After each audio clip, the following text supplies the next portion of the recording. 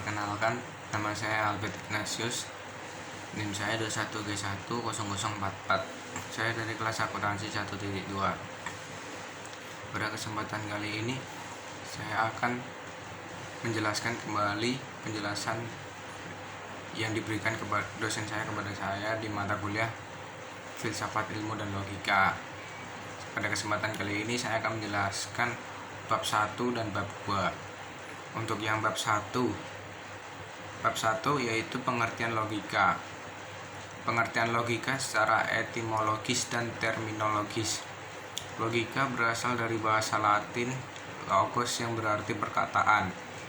Istilah logos secara etimologis sebenarnya diturunkan dari kata sifat logike, pikiran atau kata. Istilah mantik dalam bahasa Arab berasal dari kata kerja nataka yang berarti berkata atau berucap. Istilah dari logika dilihat dari segi etimologis berasal dari kata Yunani logos yang digunakan sebagai beberapa arti seperti ucapan, bahasa, kata, pengertian, pikiran, akal budi, ilmu. Dari kata logos kemudian diturunkan kata sifat logis yang sudah sangat sering terdengar dalam percakapan kita sehari-hari. Orang berbicara tentang perilaku yang logis sebagai lawan terhadap perilaku yang tidak logis, tentang tata cara yang logis, tentang penjelasan yang logis, tentang jalan pikiran yang logis, dan sejenisnya. Dalam semua kasus itu, kata logis digunakan dalam arti yang kurang lebih sama dengan masuk akal. Singkatnya, segala sesuatu yang sesuai dengan dan dapat diterima oleh akal sehat. Dengan hanya berdasar kepada arti etimologis itu, apa sebetulnya logika masih belum dapat diketahui. Agar dapat memahami dengan sungguh-sungguh berhakikat logika, sudah barang tentu orang harus mempelajarinya. Untuk maksud itu kiranya tepat kalau sebagai suatu perkenalan awal terlebih dahulu dikemukakan di sini sebuah definisi mengenai istilah logika itu. Logika itu sangat penting dalam kehidupan sehari-hari. Ini berkaitan dengan kemampuan kita bernalar. Beruntunglah kita sebagai manusia diberikan kemampuan penalaran. Jadi pada dasarnya semua manusia itu secara tidak sadar pasti menggunakan logikanya dalam menjalani kehidupan. Nah, logika berasal dari kata Yunani kuno, logos, yang berarti hasil pertimbangan akal pikiran yang diutarakan lewat kata dan dinyatakan dalam bahasa. Sebagai ilmu, logika disebut dengan logika episteme atau bahasa Latinnya logika scientia atau ilmu logika atau ilmu pengetahuan yang mempelajari kecakapan untuk berpikir secara lurus, tepat, dan teratur. Ilmu di sini mengacu pada kemampuan rasional untuk mengetahui dan kecakapan mengacu pada kesanggupan akal budi untuk mewujudkan pengetahuan ke dalam tindakan. Kata logis yang dipergunakan tersebut bisa juga diartikan dengan masuk akal. Ruang lingkup logika. Lapangan penyelidikan logika adalah manusia itu sendiri. Karena hanya manusialah yang mampu melakukan aktivitas berpikir, manusia tersebut hanya dipelajari menurut aspek tertentu, yaitu budi atau berpikirnya, terutama berkaitan dengan aturan berpikir.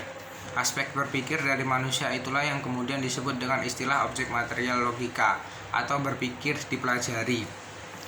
Dalam logika, agar manusia dapat berpikir dengan semestinya, sehingga tercipta teknik-teknik berpikir yang menuntun cara berpikir lurus. Teknik-teknik berpikir yang dipelajari dalam logika tentu dilandasi oleh bentuk-bentuk dan hukum-hukum berpikir yang diselidiki dan dirumuskan oleh logika. Taraf kebenaran yang akan dihasilkan oleh logika adalah pada taraf kebenaran formal atau kebenaran bentuk. Kebenaran materi dan kriterianya akan diperoleh menurut bidang ilmunya masing-masing, terutama dalam kajian epistemologi. Logika merupakan sebuah ilmu pengetahuan di mana objek materialnya adalah berpikir atau khususnya penalaran atau proses penalaran, dan objek formal logika adalah berpikir atau penalaran yang ditinjau dari segi ketepatannya. Logika bersifat a priori. Kebenaran logika tidak dapat ditemukan dan diuji secara empiris, tetapi kebenaran diuji secara akal. Selanjutnya, objek formal logika adalah hukum, prinsip, dan asas. Pada pokoknya asas logika ada 3, yaitu asas identitas, asas pengingkaran, dan asas menolak kemungkinan ketiga. Dalam perkembangannya, ketiga asas ini mengalami perkembangan. Selanjutnya, produk berpikir dapat berupa konsep proposisi yang diekspresikan dalam bentuk ungkapan lisan atau tulisan. Kegunaan logika. Ilmu mantik yang bertujuan membimbing manusia ke arah berpikir benar, logis, dan sistematis mempunyai manfaat yang banyak. Di antaranya dapat dikemukakan sebagai berikut. Yang pertama, membuat daya pikir menjadi lebih tajam dan berkembang melalui latihan-latihan berpikir. Yang kedua, membuat seseorang berpikir tepat sehingga mampu meletakkan sesuatu pada tempatnya dan mengerjakan sesuatu tepat pada waktunya. Yang ketiga, membuat seseorang mampu membedakan alur pikir yang benar dan alur pikir yang keliru, sehingga dapat menghasilkan kesimpulan yang benar dan terhindar dari kesimpulan yang keliru. Yang keempat, membantu setiap orang yang mempelajari logika untuk berpikir secara rasional, kritis, lurus, tertib, tetap, metodis, dan koheren. Yang kelima, meningkatkan kemampuan berpikir secara abstrak, cermat, dan objektif. Yang keenam, menambah kecerdasan dan meningkatkan kemampuan berpikir secara tajam dan mandiri. Yang ketujuh, memaksa dan mendorong orang berpikir sendiri dengan menggunakan asas-asas sistematis. Yang kedelapan, meningkatkan cinta akan kebenaran dan menghindari kesalahan berpikir, kekeliruan, serta kesesatan. Yang kesembilan, mampu melakukan analisis terhadap suatu kejadian. Selanjutnya saya akan menjelaskan bab yang kedua, yaitu sejarah perkembangan pemikiran tentang logika. Yang pertama, abad Yunani kuno. Zeno dari Citium disebut-sebut dalam sejarah sebagai peletak batu pertama digunakannya istilah logika. Tetapi persoalan-persoalan logika telah dipikirkan oleh para filsuf mazhab Elea. Persoalan yang diusung oleh mereka adalah masalah identitas dan perlawanan asas dalam realitas. Hal ini terungkap dalam pikiran dialektis Parmenides. Zeno, filsuf besar dari aliran Stoicisme, membagi ajarannya ke dalam 3 bagian. Pertama, fisika yang dilukiskan sebagai lading dan pohon-pohonnya. Kedua, logika sebagai pagarnya. Ketiga, etika sebagai buahnya. Pikiran dialektis Parmenides tertuang dalam ajarannya yang ada dan yang tidak ada. Masalah identitas dituangkan dalam konsepnya bahwa yang ada itu ada dan yang tidak ada itu tidak ada. Masalah perlawanan asas dalam realitas dituangkan dalam konsep yang tidak ada mungkin menjadi tidak ada dan sebaliknya. Yang menjadi pikiran secara eksplisit sebagai fokus pemikiran atau objek material mulai dilakukan oleh kaum sofis, salah satunya Gorgias. Ia mengatakan manusia tidak memiliki pengetahuan apa-apa yang dituangkan dalam 3 konsepnya, yaitu seandainya manusia memiliki pengetahuan, ia tidak tahu bahwa ia punya pengetahuan. Seandainya manusia memiliki pengetahuan dan tahu, pengetahuan itu tidak terpahami. Seandainya manusia memiliki pengetahuan, tahu, dan dipahami tapi tidak bisa dikatakan.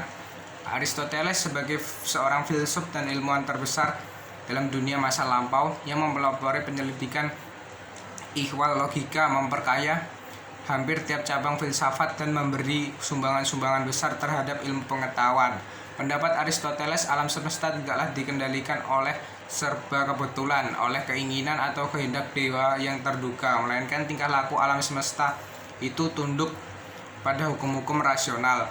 Kepercayaan ini menurut Aristoteles diperlukan bagi manusia yang mempertanyakan setiap aspek dunia secara alamiah, secara sistematis, dan kita harus memanfaatkan pengamatan empiris dan alasan-alasan yang logis sebelum mengambil keputusan. Pada masa Aristoteles, logika masih disebut dengan analitika atau logika formal, yang secara khusus meneliti berbagai argumentasi yang berangkat dari proposisi yang benar, dan dialektika yang secara khusus meneliti argumentasi yang berangkat dari proposisi yang masih kurang diragukan kebenarannya. Inti dari logika Aristoteles adalah silogisme. Logika pertama-tama disusun oleh Aristoteles 384 sampai 322 sebelum Masehi sebagai sebuah ilmu tentang hukum-hukum berpikir guna memelihara jalan pikiran dari setiap kekeliruan. Logika sebagai ilmu baru pada waktu itu disebut dengan nama analitika dan dialektika. Kumpulan karya tulis Aristoteles mengenai logika diberi nama Organon, terdiri atas 6 bagian. Buku Aristoteles berjudul Organon atau alat berjumlah 6, yaitu pertama, Kategoriae, menguraikan pengertian-pengertian; kedua, De Interpretatione, tentang keputusan-keputusan; ketiga, Analytica Posteriora, tentang pembuktian; yang keempat, Analytica Priora, tentang silogisme; kelima, Topika, tentang argumentasi dan mode berdebat; keenam, De Sophisticis Elensis, tentang kesesatan dan kekeliruan berpikir. Logika Aristoteles adalah suatu sistem berpikir deduktif atau deductive reasoning yang bahkan sampai saat ini masih dianggap sebagai dasar dari setiap pembelajaran tentang logika formal. Analitik adalah ilmu logika yang berdasarkan pada premis-premis yang diasumsikan benar. Salah satu konsep dari dasar logika Aristoteles adalah silogisme, a discourse in which certain things being stated something other than what is stated follows of necessity from their being so. Logika formal adalah sebuah ilmu pengetahuan besar tentang sistem proses berpikir. Logika formal merupakan hasil karya filsafat zaman Yunani kuno. Pemikir Yunani kuno awal lah yang menemukan metode berpikir. Pemikir Yunani kuno seperti Aristoteles mengumpulkan, mengklasifikasikan, mengkritik, dan mensistemasikan hasil-hasil positif dari berbagai pemikiran dan membangun sebuah sistem berpikir yang disebut logika formal. Yang kedua, abad pertengahan. Pada awal abad pertengahan hingga tahun 1941, perkembangan logika masih berkisar pada konsep logikanya Aristoteles, terutama predikasi dan logika proposisi. Dua karya tersebut ditambah karya Boethius dan Papyrus seringkali disebut sebagai logika lama. Sesudah tahun 1141, empat karya Aristoteles yang lain lebih dikenal sebagai logika baru. Logika lama dan logika baru diberi nama logika antik, yang dibedakan dengan logika modern atau logika suposisi yang dikembangkan para filsuf Arab. Para filsuf Arab menekankan pada pentingnya pendalaman logika suposisi untuk menerangkan kesesatan logis. Hal ini dibahas dalam ciri-ciri term sebagai simbol tata bahasa dari konsep-konsep. Suposisi dalam hal ini merupakan arti fungsional di dalam proposisi tertentu. Yang ketiga, abad modern. Thomas Hobbes tahun 1588 sampai 1704, meskipun mengikuti tradisi Aristoteles, tetapi ajaran-ajarannya didominasi oleh paham nominalisme, yaitu pemikiran yang dipandang sebagai suatu proses manipulasi tanda-tanda verbal dan mirip operasi yang dipandang sebagai suatu proses manipulasi tanda-tanda verbal dan mirip operasi matematik.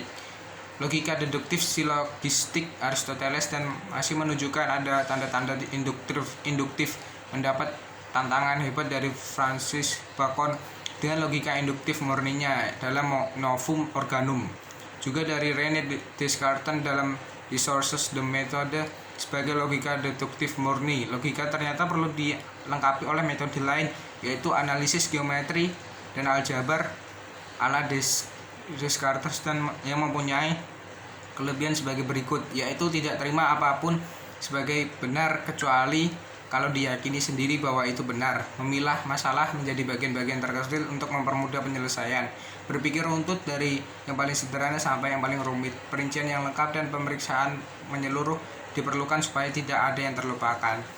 Sekian dari penjelasan saya, terima kasih.